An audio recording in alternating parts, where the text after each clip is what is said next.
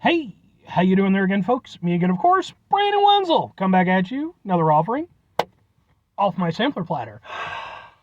Yes, indeed, folks, sampler video series reviews I do for a little while. I go over there, try out food and drink items. I eat the stuff, I drink stuff. Then, folks, I'm going to talk about the stuff.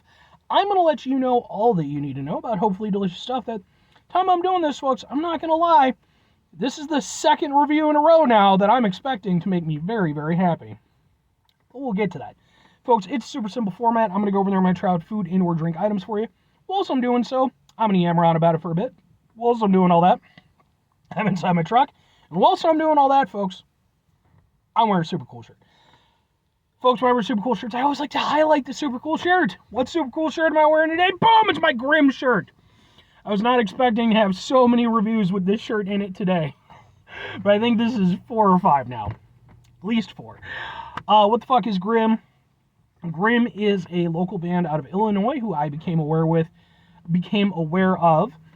I went with familiar with and aware of, and I blended them together to form a whole stupid sentence. I became aware of them sometime in 2023, kind of around the middle of the year. They were opening up for a band called A Killer's Confession that I'm a big fan of. I'd actually never heard of them, despite being a big fan of the local music scene. Really enjoyed their stuff. Love the energy they put into it, the theatric aspect of it. Kind of a industrial metal, horrorcore, rap elements in there. Really interesting, very high energy. Absolutely the type of stuff that just fucking gets your adrenaline running, and I fucking loved it, man. So, not only did I like it enough to get a shirt and a CD, I also went over there, took some videos of their performances. I have those videos, they're on this channel as well, because aside from doing food stuff, I post some concert videos that I go to. I like food and music. If you happen to be interested, I can go over there and point you in a direction of their awesome stuff, or you can check out some of the videos I posted. But anyway, what am I trying for today, folks? What are we doing here? Why am I so excited? Well, because, boom, it's this. It doesn't, I'll have to show it to you, but this, folks, is from a place called Anjir Restaurant, which I just got through reviewing a beef samsa from the Anjir Restaurant. Go watch that review. And I explained in there, but I am going to explain again. Reason why I'm so excited about this is because this place is kind of a reinvention of a place that I was a big fan of up until it closed last year. They had a place called Makan, which was a Central Asian and Uzbek cuisine restaurant establishment. And I found them on them completely by random. Really enjoyed their stuff. And sadly, last year they closed down. This new place, Anjir Restaurant, sprung back up in its place, focusing on the Uzbek aspect. It's also halal. Like, that's the way it's a special way that, like, food is prepared and stuff, which I just figure is worth mentioning. And I'm so happy that they're back, man. It's a little bit different than it was before, but that's not a bad thing. You know, there's one specific item that I hope that they eventually bring back onto their menu. It's like the first thing I ever had at Makan. It was called the Jizz Biz, which does not sound appetizing, but it was so fucking good. But doesn't mean that this isn't going to be just as good or even better. What is this? This is the fried, and I'm going to mispronounce the fuck out of this, fried Lagman, Lagman. The lady who was serving me pronounced it correctly, and I butchered the hell out of it. Fried Lagman, which is homemade noodles with tender beef, fried with veg, cost me $13.99. One of their entree items. And because this is a local establishment, this is going to end up on my Sampler Platter Local Love playlist. That playlist is just for places that are in my local food area that I am personally a big fan of, and, you know, hopefully I can spread the love. So let's open this up, take a look at it, see how delicious and sexy it is. Oh, it's delicious and sexy. Ooh, you can smell the veg. You can smell the veg. Fork! Let's see if we can't get like a thing here, a little bit of a thing. Ah ha ha ha ha ha ha. Can we get like a better thing, baby? Ha ha ha ha ha ha. Sure. Let's try out some noodles and beef and veg and stuff. It smells super good.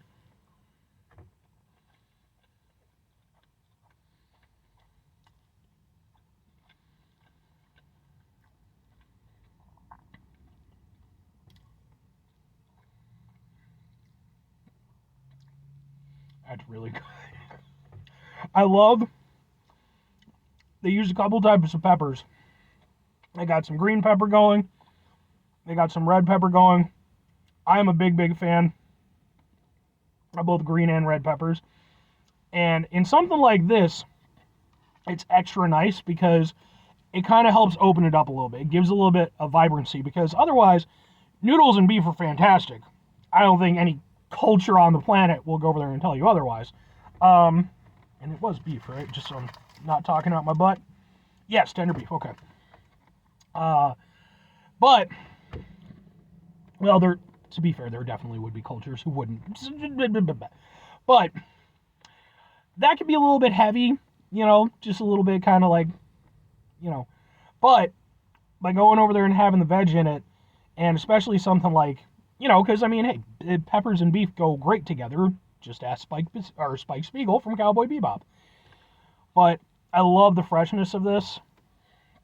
I wasn't expecting, I was figuring it'd be more like potatoes and carrots and stuff, because Uzbek cuisine, from most of the stuff that I've had, it's very down-to-earth food. It's very kind of humble, very hearty, but just super delicious because it's very simple, so you need to make sure you're getting it right. So,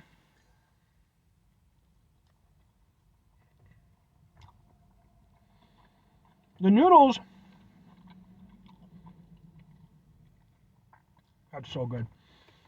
The noodles remind me a little bit of lo mein, but not as saucy as I personally had my typically lo mein noodles. And mind you, there's definitely, kind of a overall marinated sauce, but mostly what you're getting is just the flavor of those peppers and the veg just kind of soaked into the noodles.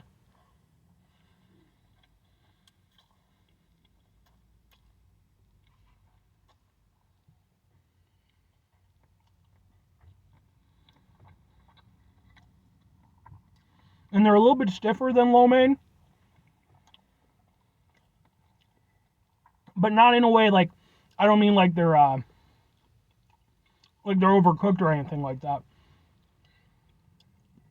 They just have a slightly different texture, but they're really good. They're nice, and they've got a chew to them. They're nice thick noodles. And let's kind of focus on the beef a little bit, since that's the one thing I haven't talked much about.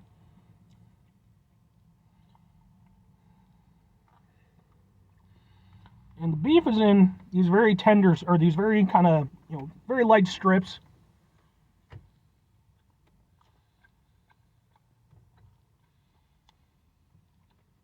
And yeah, very much the way I've had, again, the other Uzbek cuisine I've had. It's just simple. The seasoning to it, very simple, but allows you to go over there, really kind of just focus on the beef. And the beef is really good. It's very again, that's the thing, and I keep going back to this. But it is just that thing of this is a great example of just take good ingredients, do something simple with them, and it'll taste really good. All of these things work together. Beef and noodles work, beef and peppers work, noodles and peppers work. All of it works together. The thing that makes it work so nicely as a dish is that, for one thing, it's prepared very well. But then on top of that, it's just the simplicity of it. It's just not going out of their way to, do anything super duper fancy with it. Just letting the ingredients speak for themselves and making sure that they're prepared properly. And in that regard,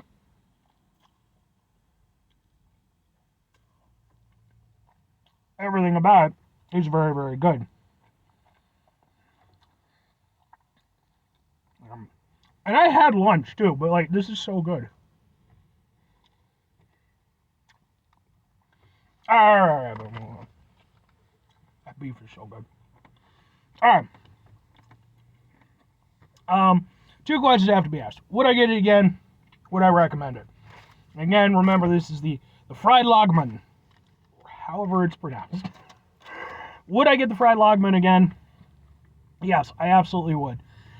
This is the first time I've had something from either Macon or Anjir restaurant, where it incorporated noodles in some way. Usually, kind of like beef and rice and stuff like that, or dumplings, they're big on that. So I wasn't sure, how the noodles were going to work. But the noodles were great. And I mean, and it's something similar to, certain types of like Asian cuisine and stuff that I've had in the past. But it's just, again, it's simple, it's done very well, and it's just, I would gladly go over there and get that again, because not only is it super tasty, it's going to be really hearty. Like, there's no way I could eat the rest of this right now, as much as I really like it. Couldn't do it, just because it's very filling. I would definitely get this again. Like, I haven't had anything I've ever disliked from, again, either Makan or Anjir restaurant now, but I have to admit, man, I think the samsa that I just reviewed and the fried Lagman, definitely both standouts. Like, I really like both of these a lot. Now, if I'm recommending it, this is, again, funny thing is when I went over there and I was looking over the menu for my lunch versus the stuff I was going to review, one of the things that I did try to do was I tried to find things that would be hopefully easily for me to translate to like a Western audience that might not be familiar with the cuisine. And I think I nailed it in both counts, because the samso is pretty easy for me to be like, it's this.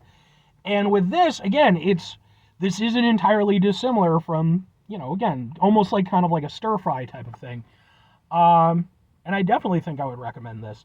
This is something, I would recommend this over the entree that I got when I had my lunch, which was still very good, but it would have been a little bit harder to sell. This is very simple. It's beef, it's noodles, it's really good veg. That's real easy for me to sell to somebody. And, Anjir, they did a really good job of making it, not only making a great lunch for me, but making great things that I can go over there to review for you. That always really makes me happy. So, 5 things for you out here, folks. Have yourself a great rest of your day, spectacular rest of the week, monumental rest of the month, stupendous rest of your folks. You go over there, have yourselves a truly, surprisingly awesome Tuesday-tastic rest of your life. It's the time I'm doing this, it's Tuesday. I went over there, man, like, I was just going to be a meh kind of Tuesday, but I decided to go out, do a couple things, and I just fucking kicked some ass today. Wasn't expecting to. But final 2 things. Number 1, try to bring some positivity in the world. It's not always possible. It is, however, always appreciated. But what you do if can't do all the time, I know I can't do all the time. Here's what you're going to do, folks. You're going to try not to be an asshole. Folks, it's not always the easiest thing in the world to not be an asshole. Trust me. I know it. I live it. I'm out there every day with you in it. Like I said, I've had a good day, man, but, like, it's not always that way. Plenty of days where it's just stressful and frustrating and bullshit, and when we run into those days, take a step back, try to mitigate the level of assholishness in our lives, hopefully do better for ourselves and for those around us. Very final thing, folks, do the thing. Whatever the thing is for you, that's what I want you to go out and do. Folks, as I stated, I had a really fantastic day today. I got some awesome food. I was able to pick up some CDs I was looking for. I even got PlayStation Pong. I also like old video game stuff, too. And man, if I just had money to throw at stuff, I could have bought a whole bunch of cool video game stuff today, but it was like, we're going to go with Pong and just leave it at that. Hopefully, whatever you enjoy, whether it's food or video games or, just whatever, hopefully you're able to enjoy it to its fullest and, just have yourself plenty of kick-ass days as you go forward in your life. I feel like that's a pretty good way to end things, right? Right. Bye!